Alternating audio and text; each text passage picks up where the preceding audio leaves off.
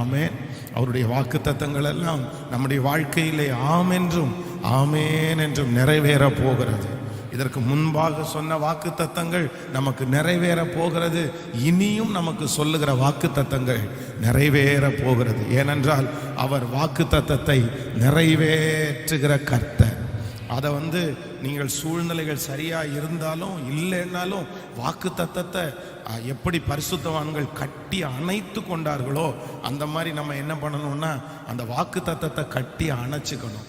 ஆபிரகாமை குறித்து வேதம் சொல்கிறது, ஆண்டவர் ஒன்றுமே இல்லாத நாட்களிலே உன்னை நான் ஆசீர்வதிப்பேன், உன் பேரை பெருமைப்படுத்துவேன், உன் மூலமாய் ஜாதிகளெல்லாம் ஆசீர்வதிக்கப்படும், உன்னை மணலை போல நான் பெருக பண்ணுவேன், நீ போ நடந்து திரி, நீ கால் மிதிக்கிற தேசத்தெல்லாம் உனக்கு தருவேன். அப்போ ஒண்ணுமே பரதேசியாய் எதுவுமே இல்லாம இருக்கும்போது ஆண்டவர் வாக்கு கொடுக்கிறாரு.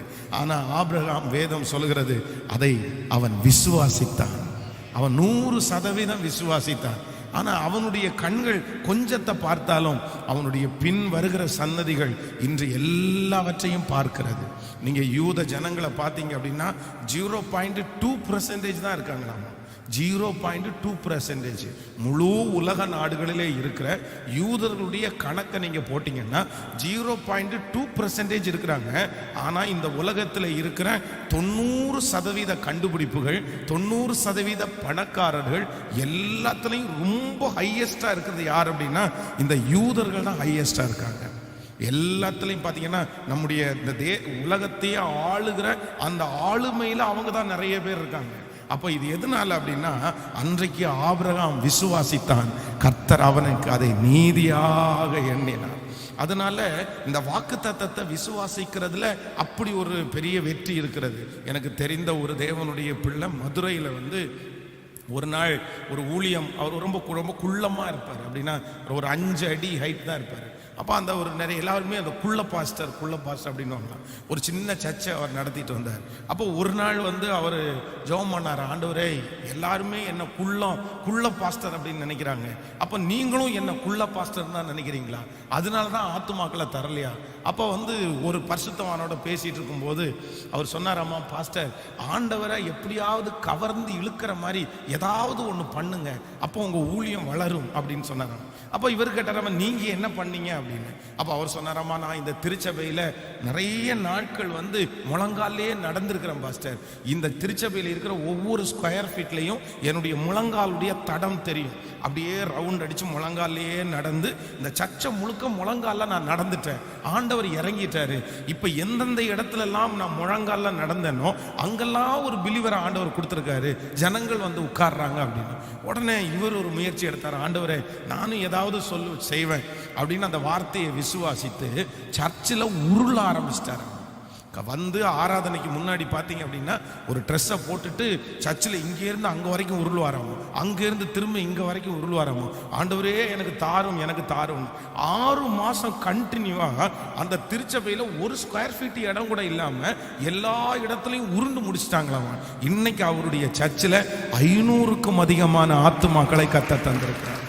அப்போ ஆளு ரொம்ப குள்ளமான ஒரு பாஸ்டர், அவரு நிக்கணும்னா கூட ஹைட்டா நின்று தான் நிக்கணும். ஆனா இன்றைக்கு 500 பேர் கொண்ட ஒரு திருச்சபையை தந்திருக்கிறார். அப்போ ஆண்டவருடைய பிள்ளைகளே, நீங்க ஆண்டவருடைய வாக்குத்தத்தம் நிறைவேறுவதற்கு சாத்திய கூறுகள் இல்லாமல் இருக்கலாம், உங்களுக்கு தகுதி இல்லாம இருக்கலாம். ஆனா நீங்க விசுவாசிங்க.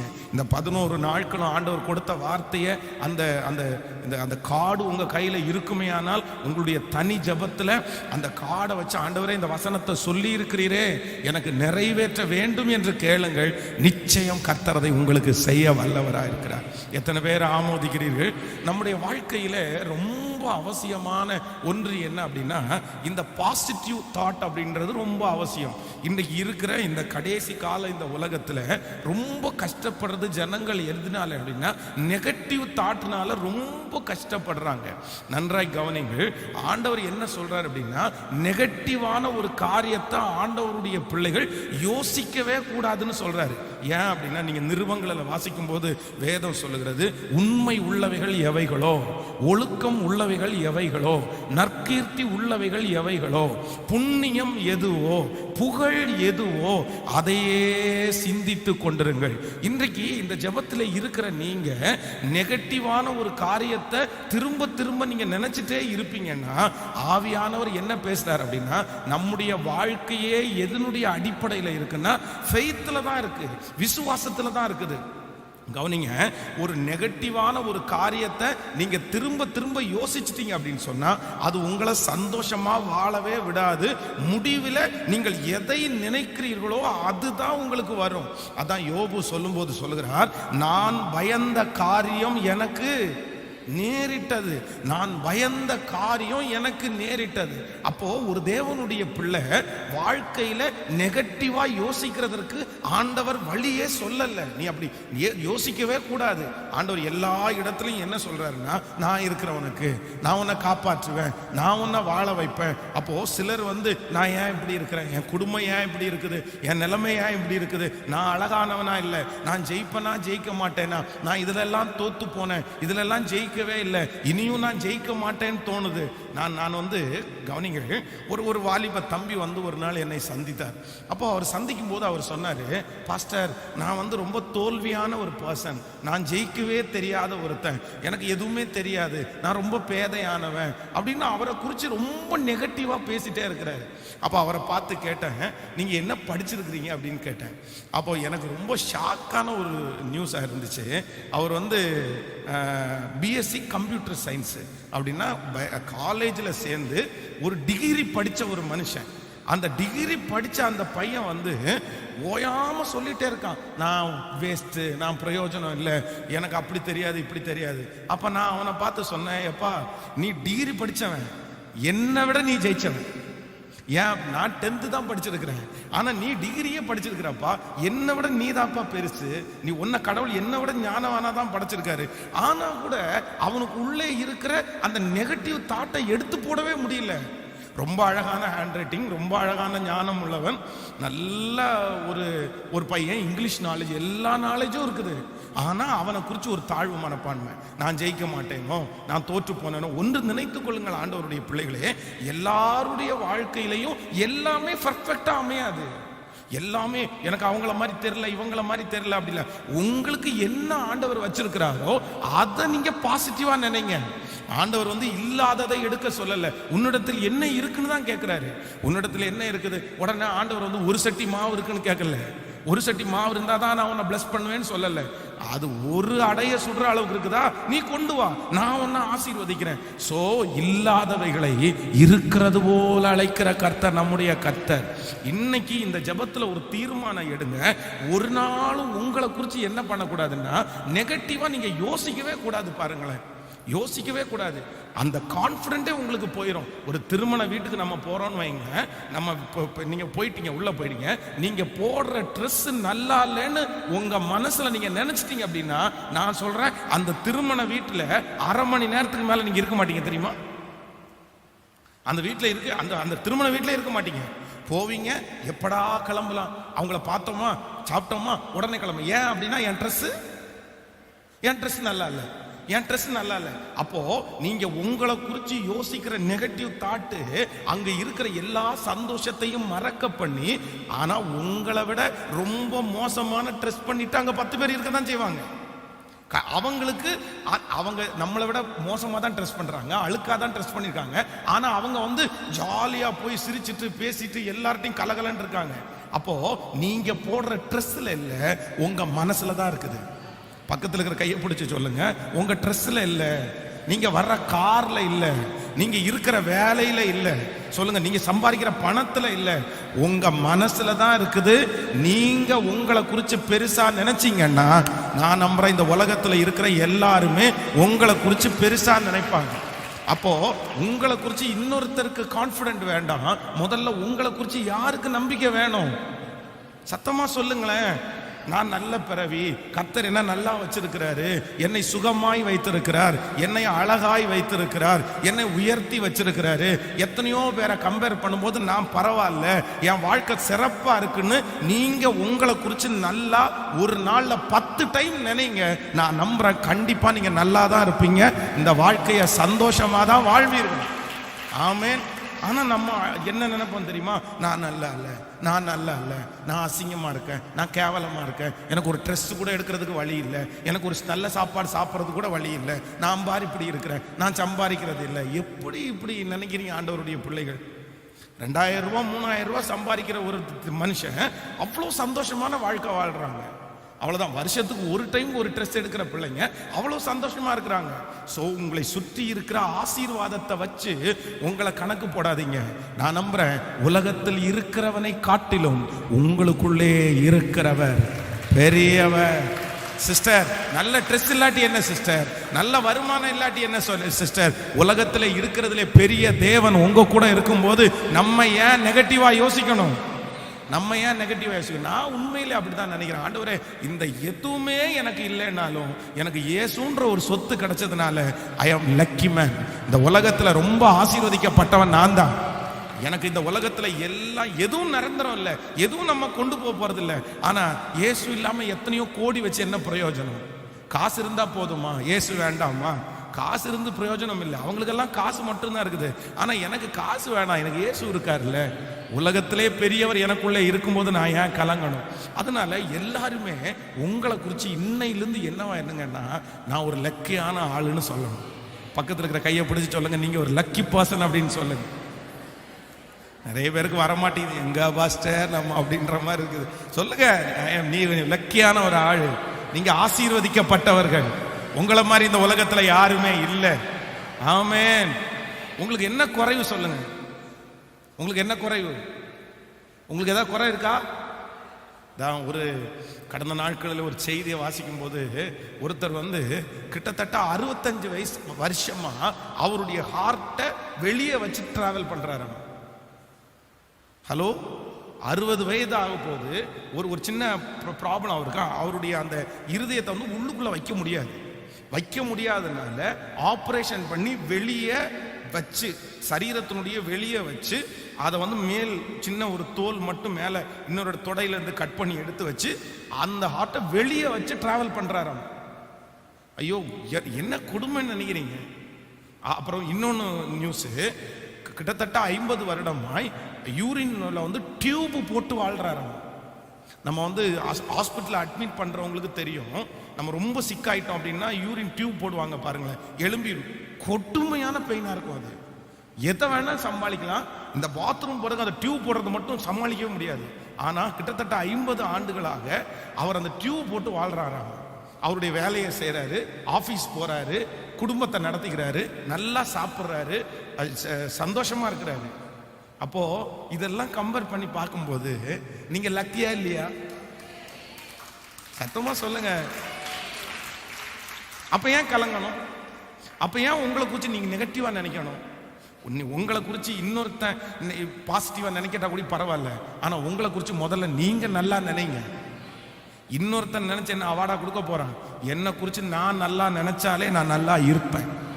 ஆமென் சொல்லுவோம். விசுவாசிக்கிறீங்களா இல்லையா? ஒரு 10 விஷயத்த சொல்லுங்க பார்க்கலாம். ஆண்டவர் என்ன நல்லா வச்சிருக்கிறாரு, ஆண்டவர் என்ன அழகா படைச்சிருக்காரு, ஆண்டவர் எனக்கு நல்ல ஆகாரத்தை கொடுத்திருக்கிறாரு. சொல்லுங்க, நல்லா சொல்லுங்க. நல்ல எனக்கு என்ன குறை இருக்குது? ஆண்டவரே நன்றி அப்பா, நன்றி அப்பா, என்னை நல்லா வச்சிருக்கிறதுக்காக நன்றி அப்பா, என்னை உயர்வாய் வைத்திருக்கிறதுக்காக நன்றி அப்பா, ஆண்டவரே என்னை பிரமிக்கத்தக்க அதிசயமாய் உண்டாக்குனதுக்காக உமக்கு நன்றி. இந்த உலகத்தில் இருக்கிற எத்தனையோ மனிதர்களுக்கு கிடைக்காத ஒரு பெரிய பாக்கியத்தை எனக்கு தந்து நீர் என்னை கர்த்தரை தெய்வமாய் கொண்ட ஜனம் பாக்கியம் உள்ளது. நீங்க எனக்கு தகப்பனா இருக்கிறதற்காக நன்றி அப்பா. ஆமென் சொல்லுவோம். அப்ப இனி கல்யாண வீட்டுக்கு போகும்போது ஓடி ஒளிஞ்சு என்ன பண்ணக்கூடாது? கேட்கல வரக்கூடாது. எனக்கு 30 வயசு ஆச்சு, இன்னும் திருமணம் ஆகல, அதனால நான் கல்யாணத்துக்கே போக மாட்டேன்ற கூடாது. ஆமென். அங்கே 35 வயசான ஒருத்தங்க இருப்பாங்க, 40 வயசான ஒருத்தர் இருப்பாங்க. கர்த்தர் என்னமோ தாமதம் பண்றாரு, எனக்கு செய்வாரு. ஆனா நான் எப்படி இருப்பேன்னா கர்த்தருக்குள் எப்பொழுதும் சந்தோஷமா இருப்பேன். இந்த உலக வாழ்க்கை நிரந்தரம் இல்லை சிஸ்டர், பிரதர். இந்த உலக வாழ்க்கை நிரந்தரம் இல்லை. 70ஓ 80ஓ, வெள்ளத்தின் மிகுதியா 80 90 வரைக்கும் போகலாம். சரி, 100 வயசு வரைக்கும் கூட வாழலாம். அதுக்கப்புறம் பரலோகம் தான் போய் சேர போறோம். அதனால இந்த உலகத்துல நான் பிறந்தது எனக்கு ஆசீர்வாதமானது. நான் இனி நெகட்டிவா என்ன பண்ண மாட்டேன்னா யோசிக்கவே மாட்டேன். ஆமேன் சொல்லுவோம். இன்றைக்குள்ள வாக்குத்தத்த வசனத்தை நம்ம வேதத்தை திறந்து நம்ம வாசிக்க போகிறோம். ஆதியாகமம் 26ஆம் அதிகாரத்தை எல்லாரும் எடுத்துக்கொள்ளலாம். ஆதியாகமம் 20 கடந்த நாட்களிலே நான் ஆண்டவருடைய சமூகத்திலே இந்த வாக்கு தத்தத்திற்காக ஜெபித்த போது ஆண்டவர் என் இருதயத்தில் பேசின ஒரு நல்ல வார்த்தை. 26ஆம் அதிகாரத்திலே 13வது வசனத்தை நம்ம எல்லாரும் சேர்ந்து வாசிக்க போறோம். 13வது வசனம், அவன் ஐஸ்வர்யவானாகி வர வர விருத்தி அடைந்து மகா பெரியவனானான். இன்னொரு விஷயம் கூட வாசிக்கலாம். அவன் ஐஸ்வர்யவனாகி வர வர விருத்தி அடைந்து மகா பெரியவனானான். இப்போ அவன் அப்படின்ற இடத்துல உங்க பேரை சேர்த்துக்கலாமா? உங்க பேரை அவங்க பேரை சேர்த்து பென்ஸ் ஐஸ்வர்யவனாகி வர வர விருத்தி அடைந்து மகா பெரியவனான். உங்க பேச்சு உங்க நெய்ம் மேட்ச் ஆகாத மாதிரி இருக்கோ? உங்க பேர் மேட்ச் ஆகாத மாதிரி இருக்கா? கேட்கல, மேட்ச் ஆகுதா? சொல்ல மேட்ச் ஆகும். பாருங்க, எவ்வளவு அழகான வார்த்தை அது. சொல்லுங்க பார்க்கலாம்.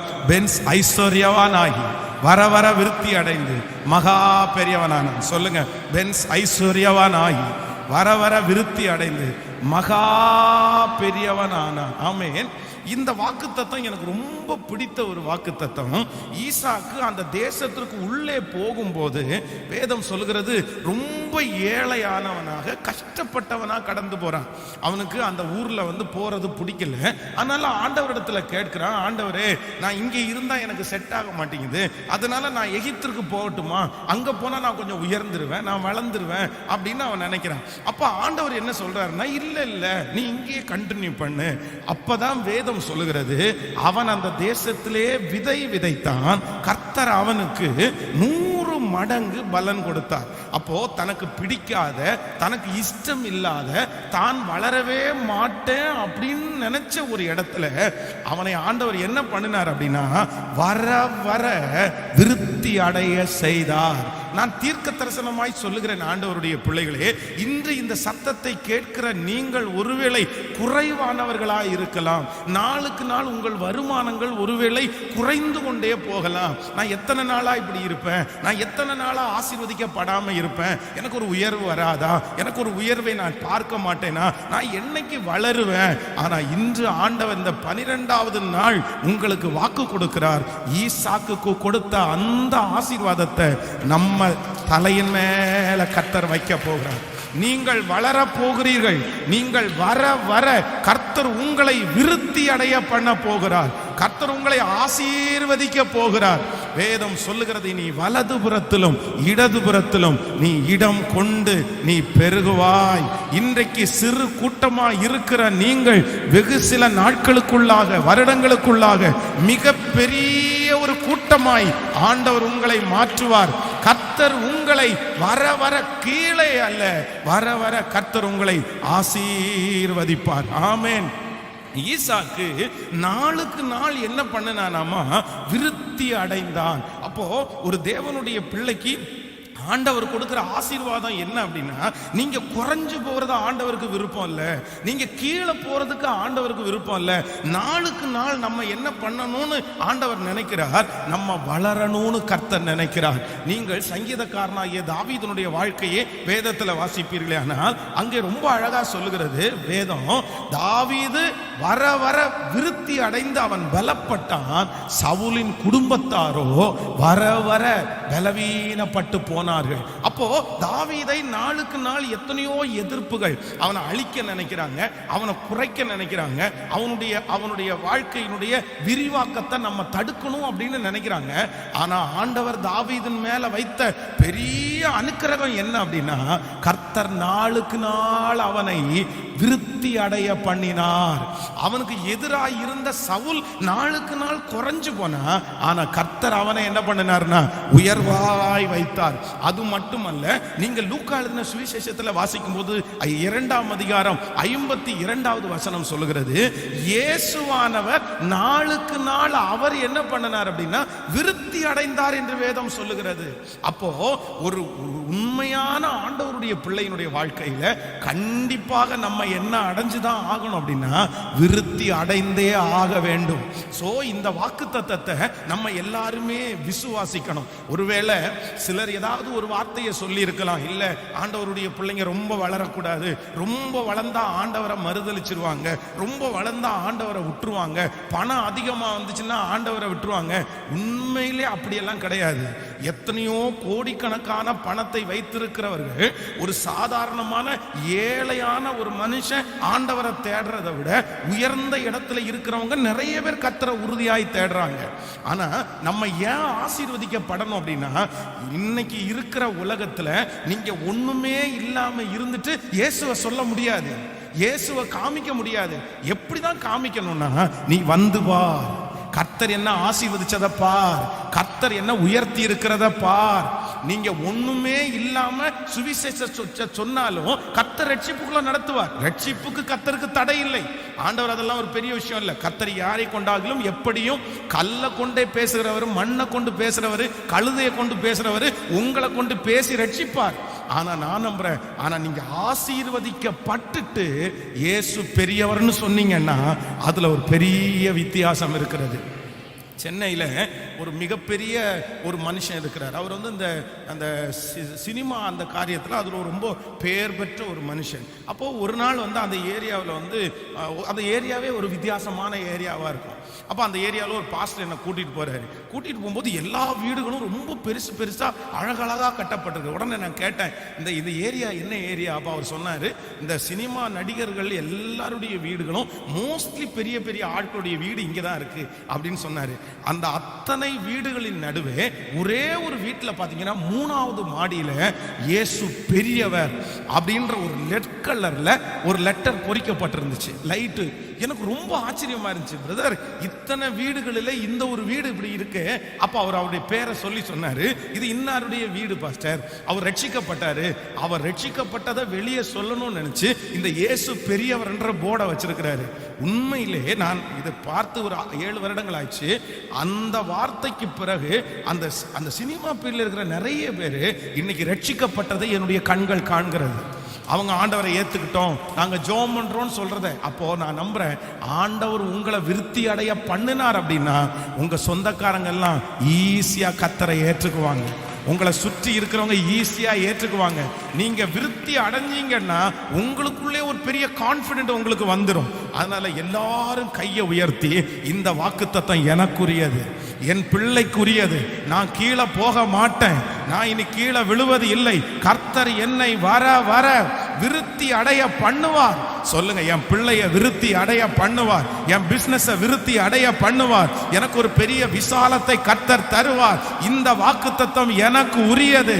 ஆமென். அப்படியே கர்த்தர் செய்வார். ஐயோ, என் பிசினஸ் நாளுக்கு நாள் கீழே போயிட்டே இருக்கு பாஸ்டர், எனக்கு இன்ட்ரெஸ்ட் என்ன விட்டு போயிருச்சு, நான் இன்னைக்கு ரொம்ப கலக்கத்தோடு தான் வந்தேன். இல்ல, ஆண்டவர் வாக்கு கொடுக்கிறார், மகனே உன்னை விருத்தி அடைய பண்ணுவேன், நீ வளருவாய், இந்த ஜெபத்திற்கு பிறகு நான் உன்னை வளர்த்துவேன், உனக்கு ஒரு பெரிய விருத்தியை உண்டு பண்ணுவேன், ஒரு பெரிய விரிவாக்கத்தை உண்டு பண்ணுவேன். கொஞ்சமா இருக்கிற என்னை அநேகத்தின் மேல கர்த்தர் அதிகாரியாய் வைக்க போகிறார். காற்று இல்லை, மழை இல்லை, ஆனால் உன் பள்ளத்தாக்கு தண்ணீரால் கரங்களை கட்டுகிறவர்களுக்கு இயேசுவின் நாமத்தினால அதற்கு விரோதமாய் இருக்கிற தடைகள் உடைவதாக, கட்டுகள் உடைவதாக, பொறாமைகள் உடைவதாக. ஓ ஹalleluya! விரோதமாய் எழும்புகிற எல்லா சக்திகளும் உடைவதாக. விரிவாக்கத்திற்கு விரோதமாய் இருக்கிறது எல்லாம் அழியட்டும் என்று ஜெபிக்கிறேன். ஆமே. நம்மை விருத்தி அடைய பண்ணுகிறவர். உங்க ஆபீஸ்ல போய் உட்கார்ந்து இன்னைக்கு இந்த வசனத்தை அறிக்கை செய்யுங்க, கர்த்தர் என்னை விருத்தி அடைய பண்ணுவார். நான் அப்படியே வளருவேன் நீங்க சொல்லுங்க. உங்க வீட்டுல போய் நின்று நீங்க முழங்கால் படிட்டு அறிக்கை செய்யுங்க, என் தேவன் குறுக்குகிறவர் அல்ல, விசாலத்திலே, வேதம் சொல்லுகிறது, நெருக்கத்திலே இருந்த என்னை கர்த்தர் விசாலத்துல வைத்தார். நான் கர்த்தருடைய ஊழியக்காரனா இந்த பலிபீடத்திலிருந்து சொல்றேன், வெகு சீக்கிரத்திலே நீங்கள் ஒரு விரிவாக்கத்தை பார்ப்பீர்கள், நீங்கள் விருத்தி அடைவீர்கள். கர்த்தர் உங்களை நன்றாய் வைத்திருக்கிறதை என் கண்கள் காண போகிறது. நீங்க எல்லாரும் சாட்சி சொல்றீங்க, ஆன்லைன்ல கேட்கிறவர்கள் நீங்கள் சாட்சி சொல்லுவீர்கள். கர்த்தர் உங்களுக்கு இந்த குறுகிய நிலைமையை கர்த்தர் மாற்றுவார். ஆமென். சோ ஆண்டவர்னாலே நீங்க நல்லா நினைச்சுக்கணும், ஆண்டவர் குறுக்குகிறவர் அல்ல, கர்த்தர் விரிவாக்குகிறவர். நீங்க அப்போஸ்தலர் நடபடிகள் 9ஆம் அதிகாரம் 31வது வசனத்தை வாசிப்பீர்களே ஆனால் வேதம் சொல்லுகிறது, சபைகள் விருத்தி அடைந்து பெருகிருச்சு அப்படின்னு ஆண்டவர் சொல்றாரு. அப்போ ஒரு திருச்சபையை கர்த்தருடைய ரத்தத்தால சம்பாதிக்கப்பட்ட சபை 1-2 பேரா தான் ஆரம்பிச்சது. 120 பேரா அதுக்கப்புறம் கூடி ஜெபம் பண்ணாங்க. அந்த 120 300, அந்த 300 500, அந்த 500 1000, அந்த 1000 5000. இன்னைக்கு பாத்தீங்க அப்படின்னா கோடிக்கணக்கான ஜனங்கள் கொண்ட ஒரு பெரிய ஆலமரமா கர்த்தருடைய நாமம் உயர்த்தப்பட்டிருக்கிறது. ஆமென் சொல்லுங்கள். அப்போ இந்த வசனத்தை நான் தியானித்துக் கொண்டிருக்கும் போது ஒரு தேவனுடைய பிள்ளையினுடைய வாழ்க்கையில விருத்தி அடைவதற்காக நம்ம கடைபிடிக்க வேண்டிய சில காரியங்கள் நமக்கு இருக்கிறது. அதை மட்டும் இன்னைக்கு வேகமாய் தியானித்து உங்களுக்காக நான் ஜெபித்து முடிக்க போகிறேன். முதலாவதாக ஒரு வசனத்தை வாசிக்கலாம். மார்க் எழுதின சுவிசேஷம் 4ஆம் அதிகாரத்திலே 28வது வசனத்தை நம்ம எல்லாரும் சேர்ந்து வாசிக்க போகிறோம். 4ஆம் அதிகாரத்திலே 28வது வசனத்தை வாசிக்கலாம். 28வது வசனத்தை சேர்ந்து, எப்படி என்றால், நிலமானது முன்பு முளையையும் பின்பு கதிரையும் கதிரினாலே நிறைந்த தானியத்தையும் பலனாக தானாய் கொடுக்கும். நீங்கள் 1 கொரிந்தியர் 3ஆம் அதிகாரத்தை கூட எடுத்துக்கொள்ளுங்கள். 1 கொரிந்தியர் 3ஆம் அதிகாரத்தில் 6வது வசனத்தை கூட வாசிக்கலாமா? 1 கொரிந்தியர் 3ஆம் அதிகாரத்திலே 3ஆம் அதிகாரம் 6வது வசனத்தை வாசிக்கும் போது, நான் நட்டேன், அப்பல்லோ நீர் பாய்ச்சினான், தேவனோ விளையச் செய்தார். அப்படி இருக்க நடுகிறவனாலும் ஒன்றுமில்லை, நீர் பாய்ச்சுகிறவனாலும் ஒன்றுமில்லை, விளையச் செய்கிற தேவனாலே எல்லாம் ஆகும். கவனிங்க ஆண்டவருடைய பிள்ளையே, இந்த இடத்துல ரொம்ப அழகா ஒரு வசனம், நான் நட்டேன், அப்பல்லோ நீர் பாய்ச்சினான், தேவனோ விளைய செய்தார். சோ ஒரு தேவனுடைய பிள்ளை இந்த வளர்ச்சி இல்லைன்னா இந்த விரிவாக்கத்தை குறித்து நீங்கள் தியானிக்கும் போது நீங்கள் கற்றுக்கொள்ளக்கூடிய முதல் படி என்ன அப்படின்னா, ஆண்டவர் சொல்றாரு, நட்டான், நீர் பாய்ச்சினான், விளைய செய்தான். அப்படின்னா நடுறதற்கு ஒரு காலம் இருக்குது, நீர் பாய்ச்சுகிறதற்கு ஒரு காலம் இருக்கிறது, விளைய செய்கிறதற்கு ஒரு காலம் இருக்கிறது. அவ்வளவுதான், நட்டுட்டான் விளைச்சலை பார்த்தான் அப்படின்னு சொல்லல. அப்போ இந்த விருத்தி அப்படின்னு சொல்றது கர்த்தருடைய கணக்கின்படி ஒரு நாளிலே உண்டானது அல்ல. இது படிப்படியாய் முன்னேறணும். இன்றைக்கு நிறைய பேர் எதுல மிஸ்டேக் பண்றாங்க அப்படின்னா, நான் விருத்தி அடையணும், நான் வளருவேன்னு ஆண்டவர் சொல்லிட்டாரு, அதனால நான் என்ன பண்ணுவேன் அப்படின்னு சொன்னா, எனக்கு உடனே கிடைச்சிடும், நான் உடனே ஒரு லாட்டரி சீட்டு ஜாம் பண்ணி நான் வாங்க போறேன், இல்லைன்னா ஒரு ஆன்லைன்ல ஒரு விளையாட்டை நான் ஜாம் பண்ணி விளையாட போறேன். இன்னைக்கு நிறைய பேர் இப்படிப்பட்ட ஒரு எண்ணத்துல இருக்காங்க.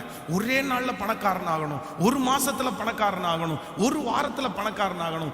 ஒன்று நினைத்து கொள்ளுங்கள், ஆண்டவர் உங்களை விருத்தி அடைய பண்ணினது ஒட்டுக்கெல்லாம் இல்லை.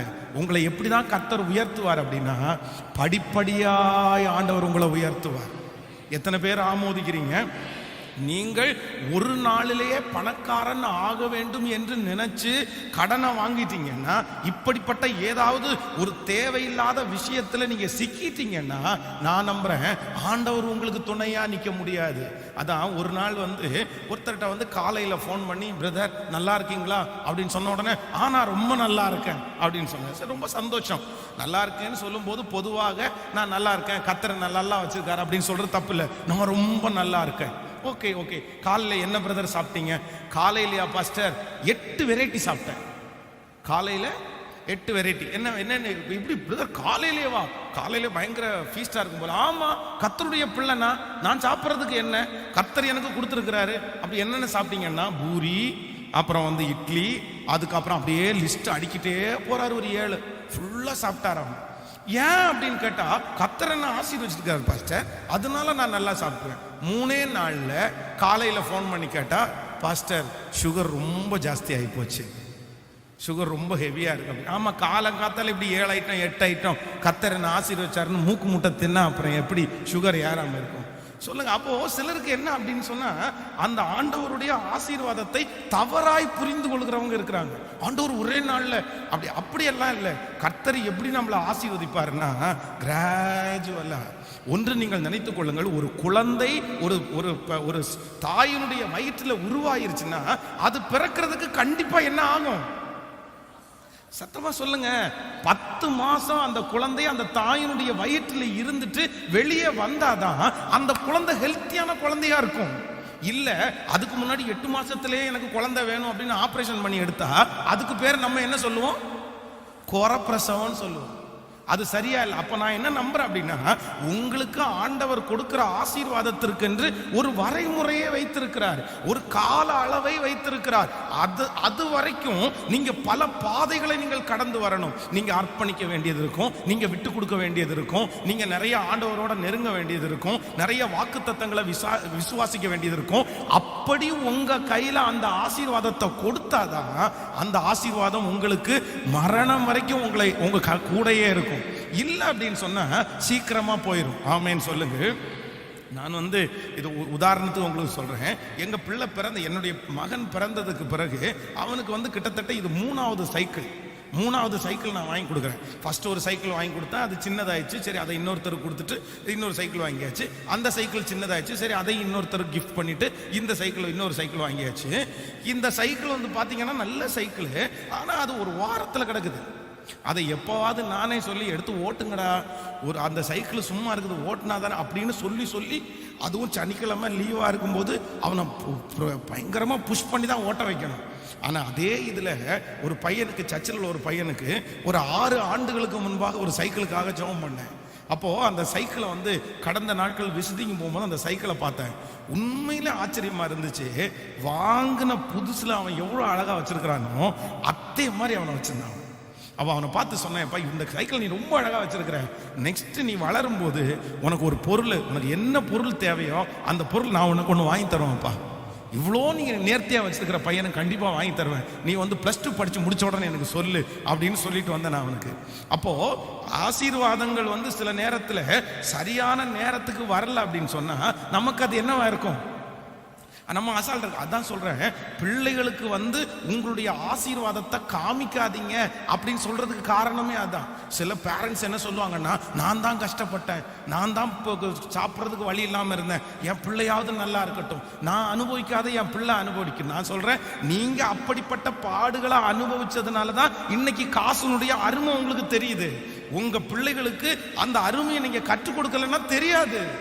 சிலர் 50 ரூபா, 5ஆம் கிளாஸ் படிக்கிற பையனுக்கு 50 ரூபா பாக்கெட் மணி கொடுக்குறாங்க, 50 ருபீஸ். எப்படி இது செய்யறாங்கன்னு தெரியல. இல்ல ரொம்ப ஜாக்கிரதையா இருக்கணும். ஆண்டவர் நம்மளை எப்படிதான் உயர்த்துவார் அப்படின்னா படிப்படியா உயர்த்துவார். அப்போ எனக்கு பல்கா வராதா பாஸ்டர், எனக்கு வந்து சேராதா பாஸ்டர், நான் ஒன்னும் சொல்றேன், நீங்க படிப்படியா ஆசீர்வதிக்கப்பட்டு ஒரு உன்னதமான இடத்துக்குள்ள வாங்க. அதுக்கு பிறகு பாத்தீங்கன்னா ஆண்டவர் உங்களுக்கு பெரிய விரிவாக்கத்தை தருவார். ஆமேன்னு சொல்லுங்கள். இப்போ அதான் உங்களுக்கு ஒரு 5 லட்சம் ரூபா உங்க கையில கொடுத்து இன்னைக்கு ஒரு நாளைக்குள்ள 24 மணி நேரத்துக்குள்ள 5 லட்சம் ரூபாவை செலவு பண்ணணும்னு சிலர்கிட்ட சொன்னா சிலருக்கு செலவு பண்ணவே முடியாது. 5 லட்சம் ரூபாவையா நான் எப்படி செலவு பண்ணணும்? அதுக்கு ஒரு ரூல்ஸ் அண்ட் ரெகுலேஷன் கொடுத்து உங்க கையில 5 லட்சம் ரூபா கொடுத்தா நிறைய பேருக்கு என்ன பண்ணணும்னே தெரியாது. அப்ப 5 லட்சம் ரூபாவை செலவு பண்ணவே நமக்கு தெரியல. அப்ப நம்ம கையில 50 கோடியை கொடுத்துட்டாருன்னா ஹார்ட் அட்டாக் வந்து 10 பேர் செத்து போயிடுவாங்க. அப்பா இயேசுவே இவ்வளோ இதுவா அப்படின்னு. இல்லை கர்த்தர் எப்படி நம்மை வளர்த்த போறாருன்னா படிப்படியா. என்ன எடுத்த உடனே பெருசாக்காதீங்க ஆண்டவரை. ஏன் அப்படின்னா சில நேரத்தில் ஆண்டவர் எடுத்த உடனே பெருசாக்கிட்டாருன்னா நம்ம அவரையே மறுதளிச்சிருவோம், நம்ம அவரை விட்டுருவோம். அது ஈஸியா வந்துச்சுன்னு நினைப்போம். இல்லவே இல்லை. நம்முடைய ஆசீர்வாதம் கடைசி வரையிலும் நிற்பதற்கு ஆண்டவர் ஒரு படியிலேருந்து ஸ்ட்ரெயிட்டா 10வது படிக்கல, படிப்படியா என்னை உயர்த்தும். எல்லாரும் கையை உயர்த்தி சொல்லுங்க, ஆண்டவரே என்னை படிப்படியா என்னை உயர்த்தும் ஆண்டவர். சொல்லுங்க, ஏற்ற காலத்தில் என்னை உயர்த்தும்படிக்கு அவருடைய பலத்த கைக்குள் நான் அடங்கி இருப்பேன். சொல்லுங்க பார்க்கலாம். ஹல்லேலூயா. ஆண்டவரே ஏற்ற காலத்தில் அவர் எங்களை உயர்த்தும்படிக்கு அவருடைய பலத்த கைக்குள்ள நான் அடங்கி இருப்பேன். ஆமென் சொல்லுவோம். என்னை எடுத்த உடனே விசாலத்தில் நீங்க வைக்கலனா கூட, இத்தனை வருஷம் நான் உழைச்சிருக்கிறேனே, இத்தனை வருஷம் நான் பாடுபட்டிருக்கிறேனே, என்னை நேர்த்தியான இடத்துல வைங்கள். நீங்க ஒரு வசனத்தை கண்டிப்பா வாசிக்கணும்னு நினைக்கிறேன். நீதிமொழிகள் 20ஆம் அதிகாரத்தை எடுத்துக்கொள்ளுங்கள். நீதிமொழிகள் 20ஆம் அதிகாரத்தில் 21வது வசனத்தை எல்லாரும் கொஞ்சம் வாசிக்கலாமா? நீதிமொழிகள் 20வது அதிகாரத்தில் 20வது அதிகாரம் 21வது வசனத்தை வாசிக்கலாம். 20ஆம் அதிகாரம் 21வது வசனத்தை நம்ம வாசிக்கும் போது வேதம் சொல்லுது, ஆரம்பத்திலே துரிதமாய் கிடைத்த சுதந்திரம் முடிவிலே ஆசீர்வாதம் பெறாது. இன்னொரு விஷயம் கூட வாசிக்கலாம். ஆரம்பத்திலே துரிதமாய் கிடைத்த சுதந்திரம் முடிவிலே ஆசீர்வாதம் பெறாது. இன்னொரு விஷயம் கூட வாசிக்கலாம். ஆரம்பத்திலே துரிதமாய் கிடைத்த சுதந்திரம் முடிவிலே ஆசீர்வாதம் பெறாது. ஆமென் சொல்லுங்கள். ஸோ நம்முடைய நிறைய உயர்வுகள் ஏன் நமக்கு இன்னைக்கு ரொம்ப பெருசா, நம்முடைய ஸ்தானங்கள் நமக்கு ஏன் பெருசா தெரியலன்னா, சிலது நமக்கு எப்படி கிடைக்குதுன்னா துரிதமாய் கிடைக்கிறது. அப்ப இன்னைக்கு முழுக்க ஜெபம் பண்ணணும். நான் என்ன நம்புறேன் அப்படின்னா, உங்க நிறைய பேரை கர்த்தர் என்ன பண்ணிட்டு இருக்கிறாருன்னா வளர்த்துட்டே இருக்கிறாரு. சொல்லுங்க, உங்களை வளர்த்துட்டே இருக்கிறாரு. எனக்கு முன்னாடி இருந்தவன் எல்லாம் ரொம்ப வேகமா போறானே பாஸ்டர், நான் மட்டும் ஏன் ரொம்ப ஸ்லோவா போறேன் அப்படின்னு நினைக்காதீங்க.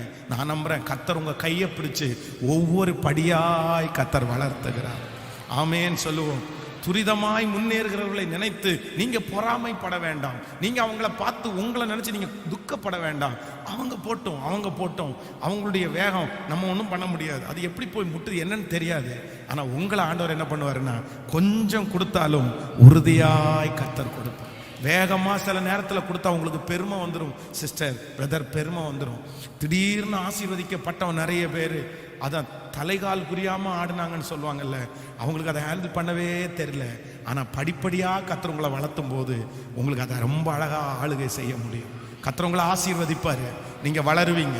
10 வருடமாய் கர்த்தர் உங்களை அம்பரா துணியில வச்சிருக்கிறாரு. 7 வருஷமா கர்த்தர் உங்களை பொதிஞ்சு வச்சிருக்கிறாரு. இத்தனை வருஷம் பாடுபட்டு நான் ஒரு பெரிய ஆசீர்வாதத்தை பெற்றுக்கொள்ளல அப்படின்னு நீங்க நினைக்கலாம். இல்ல, கர்த்தர் கணக்கிலே வைத்திருக்கிறார். தம்முடைய நாமத்திற்காய் காண்பித்த அன்புள்ள பிரயாசத்தை மறந்து விடுவதற்கு அவர் அநீதி உள்ள தேவன் அல்ல.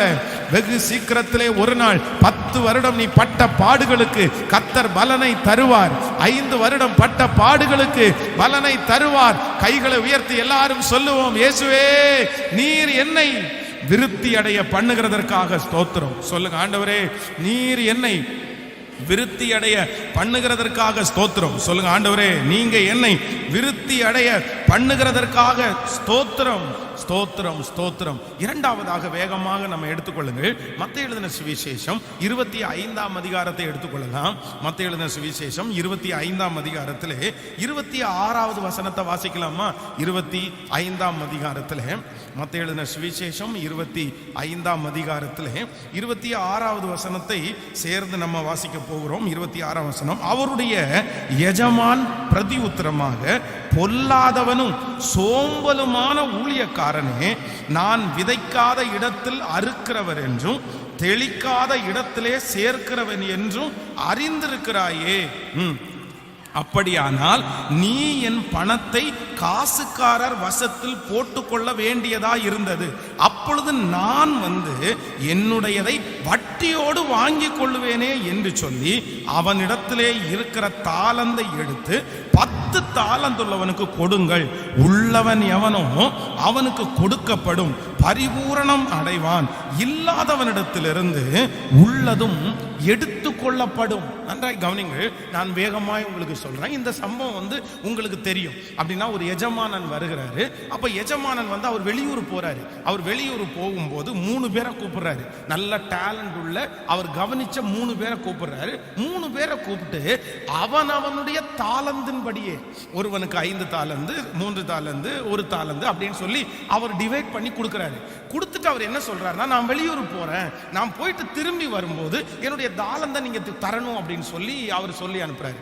அப்போ 5 அவர் திரும்பி வந்தாரு. இப்ப 5 தாளந்து உள்ளவன் என்ன பண்ணிட்டான் அப்படின்னா, அந்த 5 தாளந்தை 10 தாளந்தாய் மாற்றினான். 3 தாளந்துள்ள அப்படி மாற்றிட்டான். அப்போ இந்த 1 தாளந்துள்ளவன் மட்டும் என்ன பண்றான் அப்படின்னா, ஆண்டவரே நீர் விதைக்காத இடத்திலே அறுக்கிறவர், அதனால உங்களுடைய தாளந்தை நான் பத்திரமா வச்சிருக்கிறேன், நீங்க கொடுத்ததை நான் தொலைக்கல, ஆனா இதோ இப்ப நான் உங்களுக்கு கொடுக்குறேன் அப்படின்னு சொல்லி அவருடைய கையில கொடுக்குறான். அப்போ ஏற்கனவே 2 பேரை மெச்சி கொள்றாரு. சூப்பர்ப்பா, நான் உன் கையில 5 கொடுத்துட்டு போனேன், நீ என்னவா மாத்தின? 10 மாத்தின, ரொம்ப சந்தோஷமா இருக்குது. ஆனா 1 தாளந்து கொடுத்தவனை பார்த்து சொல்றாரு, பொல்லாதவனும் சோம்பலுமான ஊழியக்காரனே, பொல்லாதவனும் சோம்பலுமான ஊழியக்காரனே, நான் அப்படி செய்வேன்னு உனக்கு தெரிஞ்சிருக்குல்ல, அப்ப நான் கொடுத்ததை காசுக்காரக்காரன் கையில கொடுத்து வச்சுக்க வேண்டியதானே. அப்போ நம்பர் 2, 2வது விரிவாக்கத்திற்கு நீங்க வளருவதற்கு 2வது உங்களுக்கு இருக்கிற மிகப்பெரிய ஆசீர்வாதம் என்னன்னா, உங்களுக்கு கொடுத்த சின்ன தாளந்தா இருந்தாலும் பெரிய தாளந்தா இருந்தாலும் அதை நீங்க வளர்த்த வேண்டியது உங்கள் கடமை. நான் சொல்றது உங்களுக்கு புரியுதுல்ல? நீங்க அதை எப்பாடுபட்டானாலும் அதை நீங்க என்ன பண்ணணும் அப்படின்னா, மேல கொண்டு வர்றதற்கு நீங்க பிரயாசம் எடுக்கணும். நான் உண்மையிலே கர்த்தருடைய சமூகத்தில் சொல்றேன், பெருமைக்காக சொல்லல. இந்த ஊழியம் ஆரம்பித்து ஒரு 10-15 ஆண்டுகளுக்குள்ள தான் ஆகிறது. ஆனா உண்மையிலே ஆண்டவருடைய பிள்ளைகளே, நான் இந்த ஊழியம் ஆரம்பித்ததற்கு பிறகு இரவிலே தூங்கின நாட்கள் ரொம்ப குறைவு, ரொம்ப குறைவு.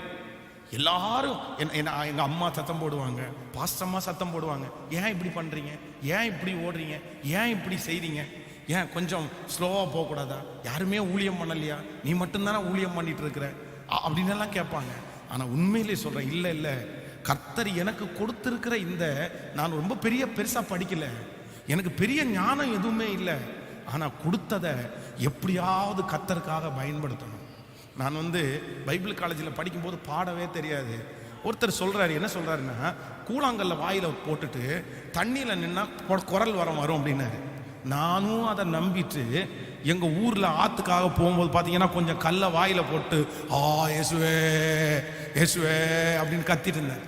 ஒருத்தன் என்ன பார்த்து கையண்டிட்டு, ஏன்டா பைத்தியக்காரன் மாதிரி கத்தி இருக்கிற, ஊர்ல இருக்கிறவெல்லாம் சண்டைக்கு வந்துட போறான், வாடா நீ வேற அப்படின்னு. ஏன் அப்படின்னா, நம்மகிட்ட இருக்கிற கொஞ்சத்தை நம்ம என்ன பண்ணணும்னா அதை பெருக்கணும், எப்படியாவது பெருக்கணும். உண்மையிலே சொல்றேன், சிலரை பார்த்து அவ்வளோ சந்தோஷப்பட்டிருக்கேன் நான்.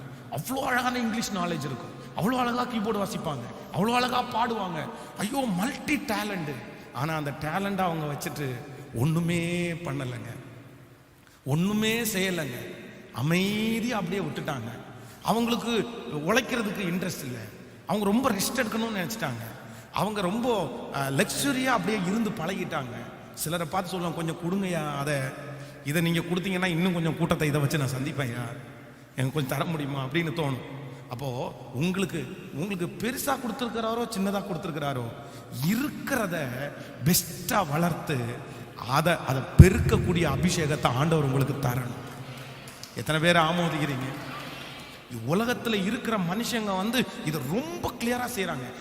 என்னுடைய ஆண்டவருக்கு பிடிக்காத ஒண்ணு என்ன அப்படின்னா, உங்கள்கிட்ட இருக்கிற ஆசீர்வாதத்தை தாளந்த நீங்க சோம்பேறித்தனத்தினால அப்படியே யாரையோ ஒருத்தரை பார்த்து ஏதோ ஒன்று கொஸ்டின் பண்ணிட்டு கேள்வியை கேட்டுட்டு நீங்க பொத்தி கையிலே வச்சிருந்தீங்கன்னா, நீங்க ஒவ்வொருத்தரும் கணக்கு கொடுக்கணும், ஒவ்வொருத்தருக்கும் கணக்கு கொடுக்கணும். நான் வளரல, என்ன வளர்த்தல, இவங்க பிரச்சனை அவங்க பிரச்சனை, என்ன யாருமே தூக்கி விடல, என்ன யாரை யார் தட்டி கொடுத்தா, யாரை யார் தூக்கி கொடுத்தா சொல்லுங்க. நான் சொல்றேன், இன்றைக்கு வரைக்கும் எனக்கு அவமானம் நிந்தை தான் வந்திருக்குது.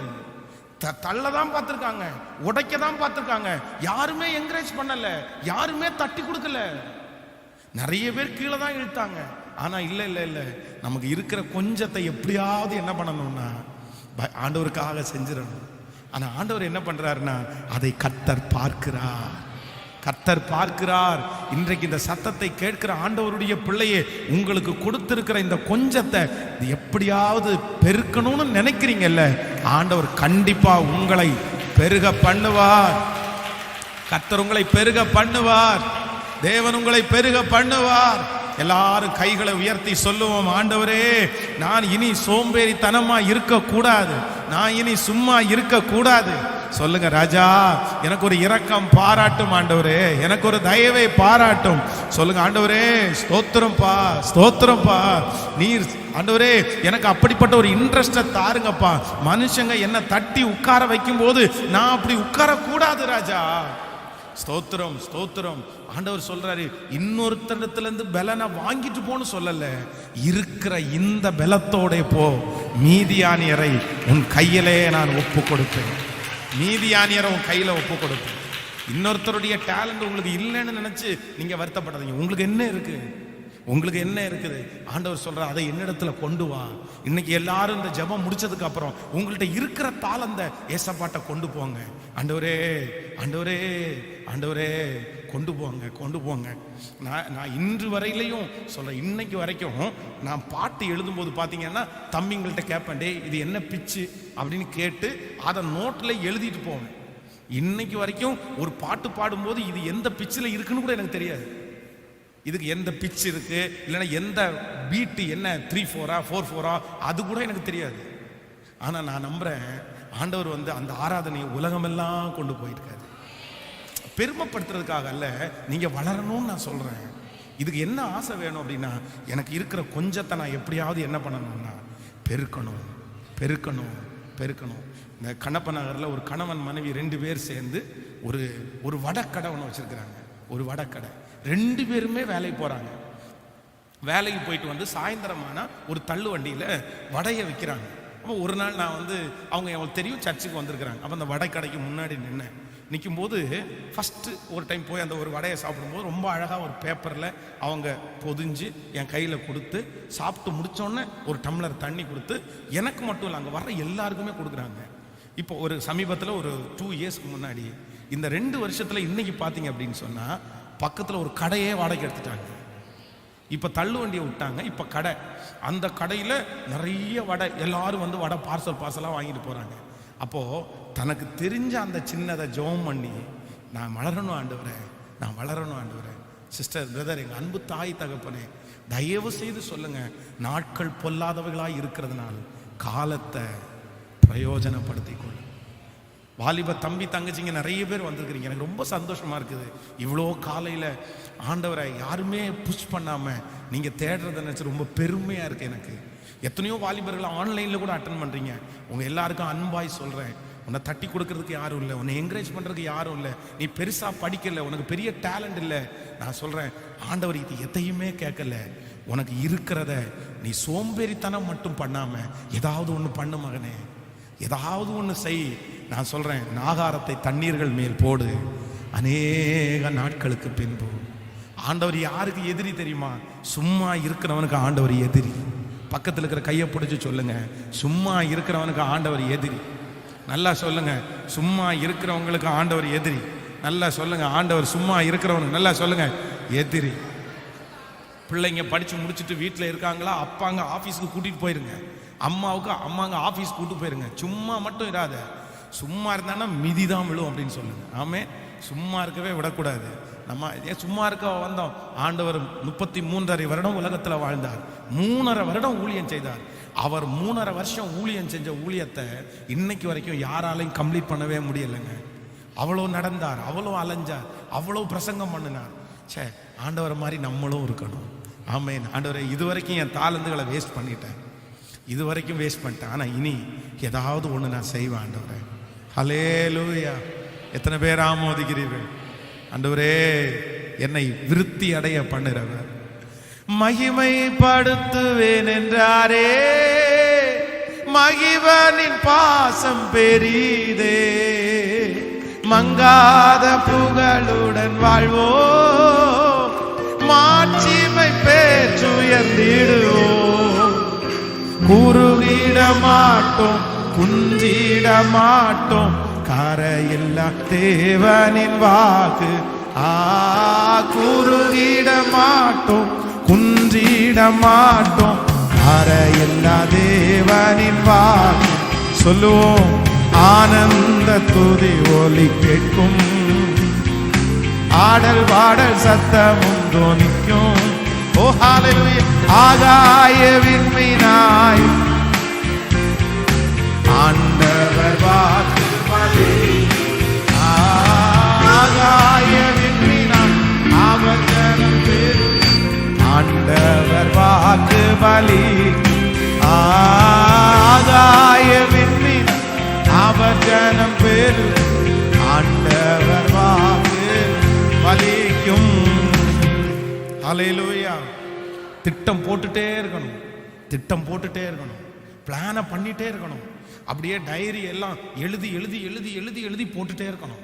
என்னுடைய வீட்டில் வந்து பாருங்க, டைரி மட்டும் பார்த்தீங்கன்னா, பாஸ்டம்மா ஒரு நாள் காமெடியாக ஒன்று சொன்னாங்க. எங்கள் பசங்கள்கிட்ட போய் டைரி எடுத்துகிட்டு வாடா அப்படின்னு சொன்னதுக்கு பாஸ்டம்மா சொன்னாங்க, உங்கள் அப்பாவுடைய டைரியை லாரி பிடிச்சிட்டு தாண்டா தூக்கிட்டு வரணும் அப்படின்னாங்க. ஸோ அவ்வளோ டைரி எழுதி வச்சது என்னன்னா, அந்த தாட்டு வர வர வர யோசிச்சு இப்படி பண்ணலாமா, இப்படி செய்யலாமா. இன்னும் சர்ச்சுக்கு இடம் கிடைக்கல, இன்னும் சர்ச்சை ரெஜிஸ்டர் பண்ணல.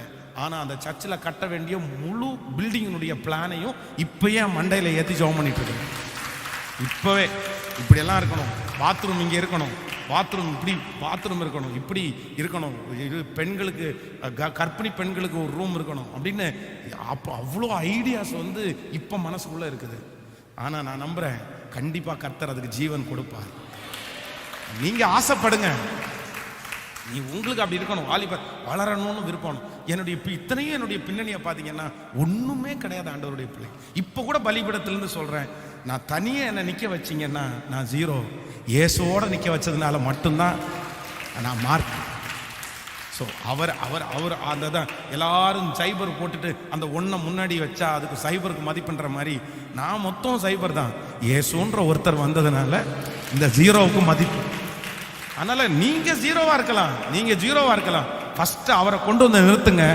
நீங்க ஜீரோ கிடையாது, நீங்க ஹீரோ. ஆமேன்னு சொல்லுங்க. ஸோ இன்னைக்கே உங்களுக்குள்ள ஒரு ஆசை வரட்டும், ஆசை வரட்டும். ஒண்ணுமே இல்லாம ஒரு குடிகாரனுடைய பையனா பிறந்து படிப்பறிவே இல்லாம ஏழையா இருந்த ஒரு மனுஷனைய கர்த்தர் பயன்படுத்த முடியும்னா உங்களை முடியாதா, உங்களை முடியாதா, உங்களை முடியாதா? அதனால உங்களுக்கு கொடுத்த கிருபையை ஏதாவது ஒரு விதத்துல நீங்க யூஸ் பண்ணுங்க. அதை அடக்கி வச்சிருந்தீங்கன்னா ஆண்டவர் சொல்றாரு, எனக்கு அது பிரியமே இல்லை. அதான் பெர்க்மன்சியா ரொம்ப அழகா பாடு, ஏதாவது செய்ய வேண்டும் ஒவ்வொரு நாளும் என் இயேசு ராஜாவுக்கு. ஆமேன். இதோட முடியல, இந்த 21 நாளோட முடியல. அடுத்து 40 நாள் ஒரு வர்ஷிப் வைக்கலான்னு நினைச்சிட்டு. ஆமாம். ஸோ அதனால நம்ம ஓடிட்டே இருப்போம். கர்த்தருக்கு சித்தமானா நவம்பர் மாதம் 40 நாள் ஜெபம், 40 days. இந்த வருஷத்தில் இது வந்து 7வது 21 நாள் ஸ்டார்ட் பண்ணி வைக்கிறோம். 7 டைமு 21 நாள் முடிச்சாச்சு. ஏன் என்ன பெருமை இல்லை, அவரை ரொம்ப மகிமைப்படுத்துறோம். ஸோ இதுக்கு சாக்ரிஃபைஸ் தேவையான்னு கேட்டால் கண்டிப்பாக தேவை. கண்டிப்பாக கண்ணெல்லாம் அப்படியே கொஞ்சம் தூங்கக்கூடாதா அப்படின்னு கேட்கும், தொண்டையெல்லாம் கொஞ்சம் அமைதியாக இருக்கக்கூடாதா அப்படின்னு கேட்கும், காலெல்லாம் விட்டுறா கொஞ்சம் அப்படின்னு சொல்லும். அப்படி ஹார்ட் பீட்டெல்லாம் படப்படன்னு அடிக்கும். ஒரு செய்தியை ப்ரிப்பரேஷன் பண்ணி உங்களுக்கு வந்து கொண்டு கொடுத்து உங்களை தேவனோட ஒப்புரவாக்குறதுன்றது சுலபமே இல்லை. அவ்வளோ ஒரு மெசேஜை ப்ரிப்பரேஷன் பண்ணுறதுன்றது ஒரு குழந்தைய கற்பம் தரிக்கிறது மாதிரி அவ்வளோ ரிஸ்க்கு. ஆனால் நான் நம்புகிறேன், நம்ம ஒரு ஸ்டெப் எடுத்து வச்சா நமக்காக 10 அடியை எடுத்துருவோம். இது வரைக்கும் இந்த ஜபத்தில் இருக்கிற உங்களுடைய முயற்சிகள் எல்லாம் ஒருவேளை வீணாய் போயிருக்கலாம். ஆனால் ஆண்டவர் கனப்படுத்துவார். வேகமாக ஒரு சில பாயிண்ட்ஸை மட்டும் உங்களுக்கு சொல்கிறேன், நீங்கள் அதை நோட் பண்ணிக்கங்க. நம்முடைய ஆண்டவருடைய வார்த்தை, நீ விரிவாக்கத்தை நீங்கள் விரும்புவீர்களே ஆனால் நம்பர் 1 முதலாவதாக நம்ம என்ன பண்ணணும்னா, விரிவாக்கம் வந்து ஸ்டெப் பை ஸ்டெப்பாக தான் வரும் என்கிற ஒரு அறிவு வேணும். நம்பர் 2 ரெண்டாவது, விரிவாக்கத்தை நீங்கள் விரும்புவீர்களே ஆனால் நீங்கள் கர்த்தர் கொடுக்கிறத நீங்கள் விருத்தி அடைய பண்ணணும். நம்பர் 3 மூணாவது, விரிவாக்கத்தை நீங்கள் விரும்புவீர்களே ஆனால் நீங்கள் நிலைச்சு நிற்கணும். கவனிங்கள், நீங்கள் யோவான் எழுதின சுவிசேஷம் 15ஆம் அதிகாரம் 5வது வசனத்தை வாசிப்பீர்களே ஆனால் வேதம் சொல்லுது, நீங்க ஏதாவது ஒரு டார்கெட்ல ஒரு தரிசனத்துல நீங்க நிலைச்சு நிக்காம உங்களால விரிவாக்கத்துக்கு போகவே முடியாது. அது பண்ணலாமா, இது பண்ணலாமா, இதை செய்யலாமா, அதை செய்யலாமா. ஒரு வேலையை எடுத்தீங்களா, ஒரு தொழிலை எடுத்தீங்களா, ஒரு காரியத்தை நினைச்சீங்களா, அதுல நீங்க அப்டேஷன் தான் ஆகணுமே தவிர அதை விட்டுட்டு போகணும்னு நினைக்க கூடாது. ஆமேன்னு சொல்றீங்களா இல்லையா? உதாரணத்திற்கு ஒன்று சொல்லுகிறேன். ஒரு பெயிண்ட் அடிக்கிற வேலை தான் உங்களுக்கு தெரியும்னு வைங்களேன். ஐயோ பெயிண்ட் அடிச்சு நான் என்ன சம்பாதிக்க போறேன்? ஒரு நாள் பெயிண்ட் அடிக்க போனால் 700 ரூபாய் சம்பளம் கிடைக்கும். இந்த 700 ரூபாயை வச்சு நான் என்னத்தை குடும்பம் நடத்த போறேன்? அவ்வளவுதான், வேண்டாம், இந்த பெயிண்ட் அடிக்கிற தொழில் வேண்டாம், நான் கட்டணம் கட்டுற தொழில் போறேன் அப்படின்னு நினைக்க கூடாது. இந்த பெயிண்ட் அடிக்கிறதுல இன்னைக்கு நான் 700 ரூபாய் சம்பளம் வாங்குறேன், ஆனா நான் 7000 ரூபாய் சம்பளம் வாங்குறதுக்கு நான் என்ன பண்ணணும்? ஓகே, அப்ப இப்ப நான் 10 நாள் பெயிண்ட் அடிக்கிறேன், அதெல்லாம் கத்துக்கிட்டேன். இந்த பெயிண்ட் இப்படிதான் இருக்கும், இந்த கலர் இப்படிதான் இருக்கும். நான் அடுத்து ஒரு வீடை வந்து தனியா ஒரே வீட்டை முழுவதும் பெயிண்ட் அடிக்கிறதுக்கு நானே எடுத்து 2 பேரை வேலைக்கு வச்சு நான் பண்ண போறேன். அடுத்து நெக்ஸ்ட் இல்ல ஒரு பெரிய மாலுக்கு போறேன். நீங்கள் அப்டேஷன் அப்படின்னா வளரணுமே தவிர நீங்க ஒரு இடத்துல இருந்து என்ன பண்ணக்கூடாதுன்னா, சிலருக்கு இது ஒரு பெரிய விஷயம். 10 மாசத்துக்கு முன்னாடி அந்த பிசினஸ், எல்லா பிசினஸும் பண்ணுவாங்களே பாருங்க, உலகத்துல இருக்கிற எல்லா பிசினஸும் அவருக்கு தெரியுன்ற மாதிரி. அப்படி இருந்தீங்கன்னா நீங்க நிலைவிடப்படவே முடியாது. ஆண்டவர் சொல்ற ஒரு இடத்துல இரு, ஒரு தரிசனத்தோட வாழு, ஒண்ணுல முதல்ல ஜெயிச்சிருங்க, அதுக்கப்புறம் 10 ஆரம்பிக்கலாம். பக்கத்துல இருக்கிற கையை பிடிச்சு சொல்லுங்க, ஃபர்ஸ்ட் 1ல ஜெயிச்சுட்டு அதுக்கப்புறம் பிரான்ச் 10 இருக்கட்டும். ஆனா நம்ம 1லயுமே ஜெயிக்கிறது இல்லை. ஆனா நம்ம காலை மட்டும் எங்க வைப்போம் தெரியுமா? அதான் ஒரு பழமொழி சொல்லுவாங்கல்ல, அக்கறை மாட்டுக்கு இக்கரை பச்சை அப்படின்னு. இந்த ஆத்துக்கு இந்த பக்கத்துல இருக்கிற மாடு அந்த பக்கத்துல பார்த்தா அதுக்கு என்னவா தெரியுமாமா? பச்சை பச்சை பச்சைன்னு தெரியும். ஐயோ அங்க போனா நிறைய சாப்பிடலான்னு அங்க போனா, அங்க இருந்து இங்க பார்த்தா இது பச்சையா தெரியும். இந்த நிலைவரமே இல்லாம கால் வைக்கிறவங்களுக்கு எல்லாருக்குமே இதே பழமொழி தான், அக்கறை மாட்டுக்கு இக்கரை பச்சை. அதனால அந்த பக்கத்துல இருந்து பாத்தீங்க, இந்த பக்கம் நல்லா இருக்கும், இந்த பக்கத்துல இருந்து. கர்த்தர் உங்களுக்கு கொடுத்திருக்கிறாரா? நான் சொல்றேன், டிச்சு தோன்ற வேலையா இருந்தா கூட அங்க உங்களை மேன்மைப்படுத்துறதுக்கு என் கர்த்தரால முடியும். அது வேலை அல்ல, கர்த்தர் உங்களோட இருக்கிறது தான் மெயின். உங்க கை மேல கர்த்தருடைய கரம் இருக்குமே ஆனால் எந்த வேலையிலையும் வெற்றி சிறக்க பண்ணுவதற்கு என் தேவனாகிய கர்த்தராலே முடியும். என் தேவன் பெரியவர். ஆமேன் சொல்லுங்க. கைகளை அசைத்து ஒரு ஹல்லேலூயா சொல்லுங்க. குண்டூசி இருக்குல்ல, இந்த குண்டூசியை நம்ம எப்படி நினைக்கிறோம்? அது ஒரு 5 காசு, ஒரு ரூபா போனால் நிறைய கிடைக்கும் குண்டூசி. நான் வந்து சிவகாசிக்கு கடந்த நாளுக்கு போயிருந்தேன். அப்போ வந்து அந்த குண்டூசி கம்பெனியை பார்த்தேன். அந்த குண்டூசி கம்பெனி பார்த்தீங்கன்னா 10 ஏக்கர்ல இருக்கு. ஹலோ, எத்தனை ஏக்கர்ல?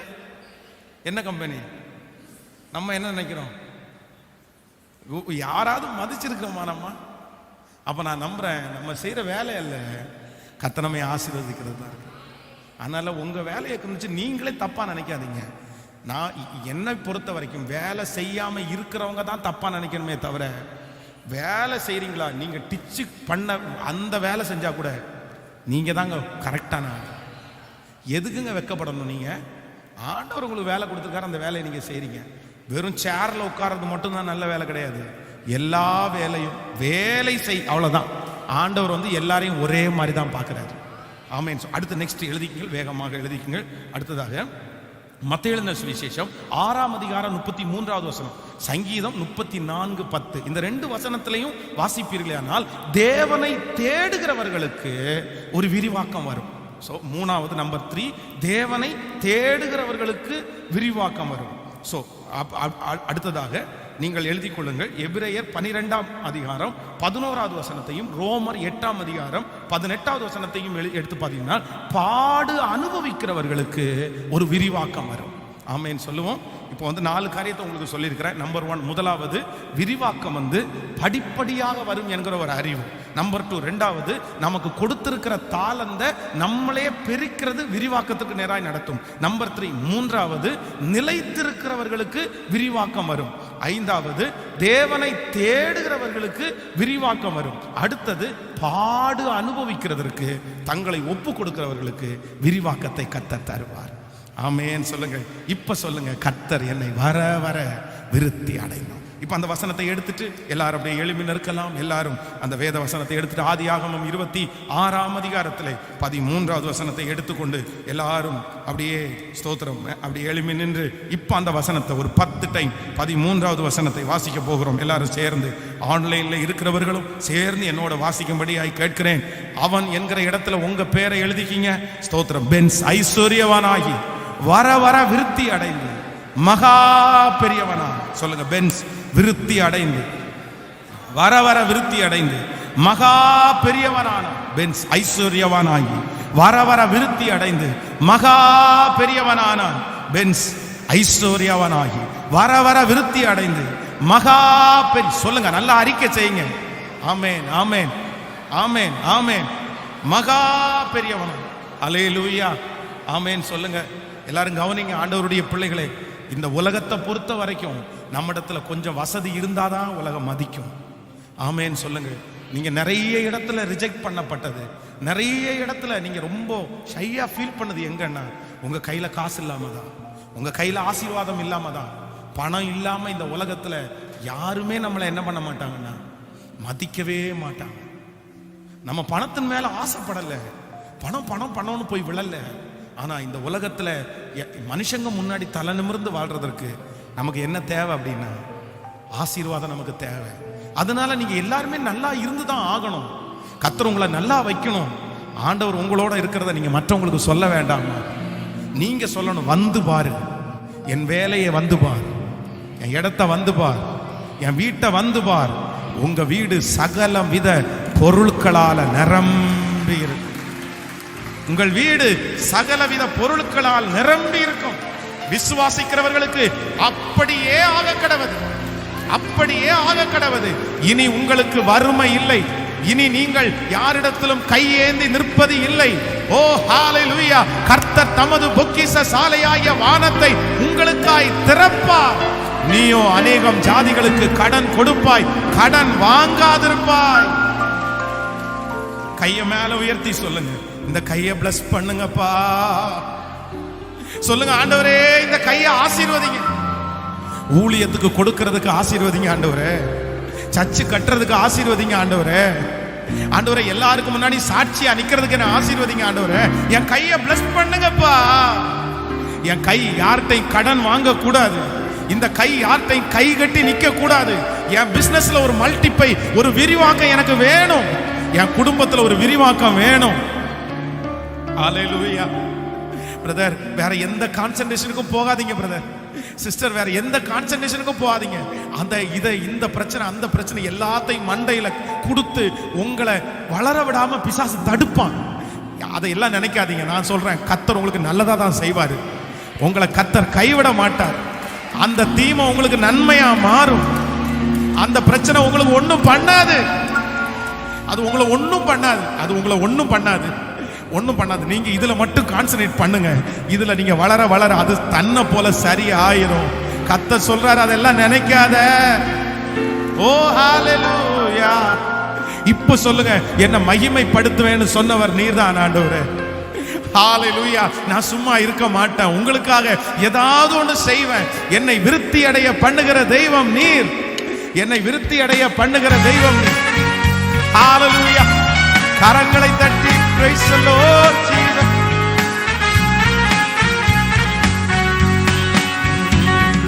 மகிமை பாடுத்துவேன் யாரே, மகிமனின் வாசல் பெரிதே, மங்காத புகழுடன் வாழ்வோம், மாட்சிமை பேச்சுயர்ந்திடுவோம். கூறுவிட மாட்டோம், குந்திட மாட்டோம், தரையுள்ள தேவனின் வாக்கு. கூறுவிட மாட்டோம், குந்திட மாட்டோம், தரையில்லாதே. திரும்ப திரும்ப கூறிட மாட்டோம், கூறுகிட மாட்டோம், குந்திட மாட்டோம், தரையில்லா தேவனின் வாக்கு. கூறுகிட மாட்டோம், குந்திட மாட்டோம், தரையில்லா தேவனின் வாக்கு. ஆனந்த துதி ஒலி கேட்கும், ஆடல் பாடல் சத்தமும் ஒலிக்கும். ஆகாய விண்மீனாய் அவர் ஜனம் பெருகும், ஆண்டவர் வாக்கு பலி. ஆகாய விண்மீனாய் அவர் ஜனம் பெருகும், ஆண்டவர் வாக்கு பலி. ஆகாய விண்மீனாய் ஆண்டவர் வாக்கு பலி. ஹalleluya. அவன் வர வர விருத்தி அடைந்து மகா பெரியவனானான். இதோ இந்த சத்தத்தை கேட்கிற இந்த ஜெபத்திலே இருக்கிற என் பிள்ளை வர வர விருத்தி அடைந்து மகா பெரியவன் மகா பெரியவள் ஆனாள். எத்தனை பேர் என் பிள்ளை அசிங்கப்படுத்திட்டாங்கப்பா, எங்க பிள்ளைய எத்தனை பேர் வெட்கப்படுத்திட்டாங்கப்பா. அவ ஒண்ணும் இல்லைன்னு நினைச்சுதானப்பா வெட்கப்படுத்தினாங்க, பணம் இல்லைன்னு நினைச்சுதானப்பா அசிங்கப்படுத்தினாங்க. என் பிள்ளை நிறைய இடத்துல கை கட்டி நின்னது பிளஸ்ஸிங்ஸ் இல்லாதனால தானே அப்பா. ஆனா இந்த 21 நாள் இரக்கம் செய்யும் வரை கூட்டத்துல நீங்க சொன்ன வார்த்தையை அப்படியே நாங்க நம்புறோம், அப்படியே நாங்க விசுவாசிக்கிறோம்.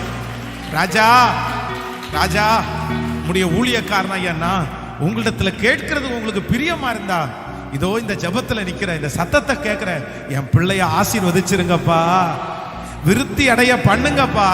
வலதுபுறத்திலும் இடதுபுறத்திலும் என் பிள்ளை இடம் கொண்டு பெருகட்டும் ஆண்டவரே. அவங்கள ஆசீர்வதிச்சு அவங்க என்னப்பா பண்ண போறாங்க?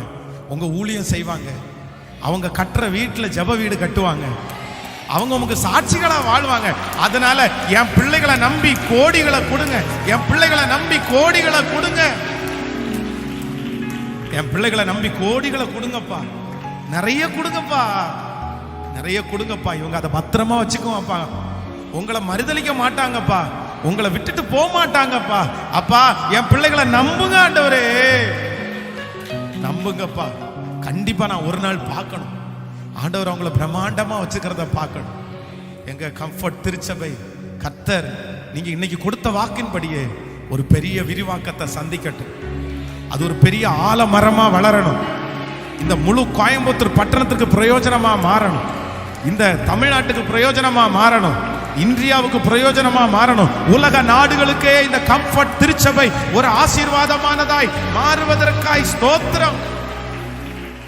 இந்த வருஷத்தினுடைய கடைசியில ஆண்டவரே, இந்த வருஷம் முடியும் போது நாங்க ராஜயோக்கியமா அந்த இடத்தை சுதந்திரிக்கணும்.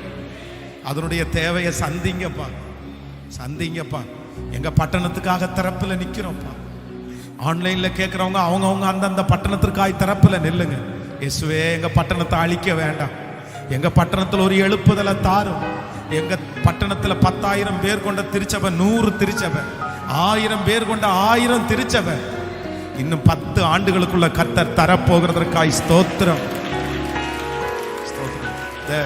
ஜீசஸ் கால்ஸ் இந்த 21 நாட்களும் இந்த ஜபத்தை நடத்துவதற்கு மனமுகந்து இந்த இடத்தை கொடுத்தாங்களே ஐயாவை, குடும்பத்தை, ஒர்க் பண்ற ஆண்டவரே, தலைமைத்துவத்தில் இருக்கிற எல்லாரையும் நான் பிளஸ் பண்ணி ஜபிக்கிறேன்.